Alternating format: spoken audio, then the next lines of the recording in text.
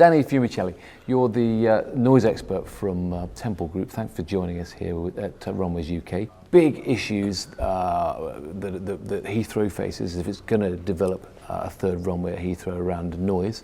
But your contention is that we're perhaps not measuring noise in the right way. It's not solely me. There's a large body of people who have come to the view over the time that we don't necessarily go about assessing noise in the best way. Mm-hmm. And it's to a degree recognised in government policy. Mm-hmm. The conventional way that we go about doing this is we look at the overall average noise level during a defined period. Typically mm-hmm. it's a 16-hour day or an 8-hour night period.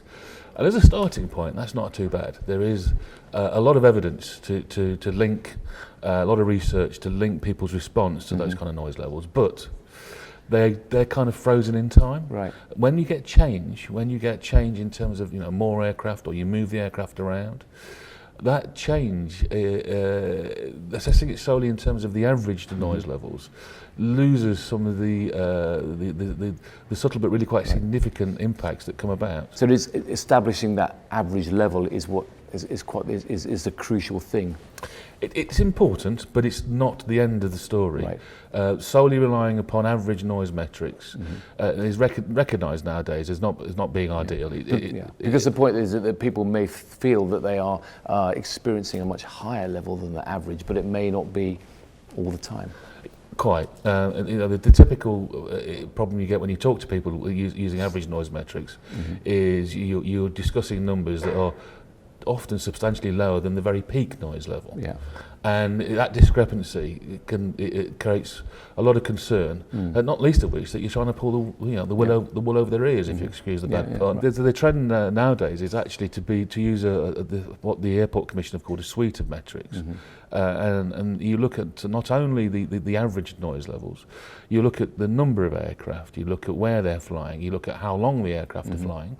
And there are other ways of measuring this and predicting it, and it provides really helpful contextual information with which to frame the meaning of what the average noise level is. Because fundamentally, what you're trying to do is be honest with people. You're trying to be as honest as it's possible to be within the constraints you're working. Absolutely. I mean, how can we do this better?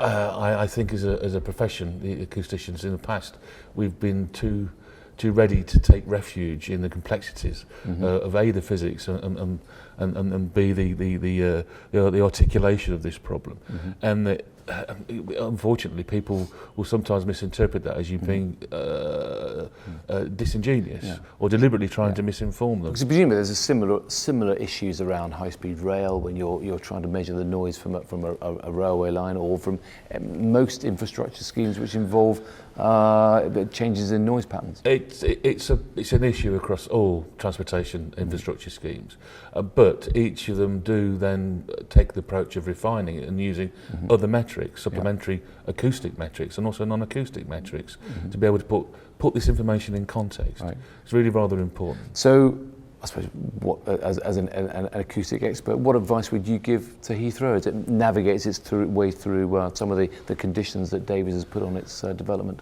There is a rather impressive suite of conditions attached to the report, mm-hmm. All of which I feel are appropriate. It's quite a radical package.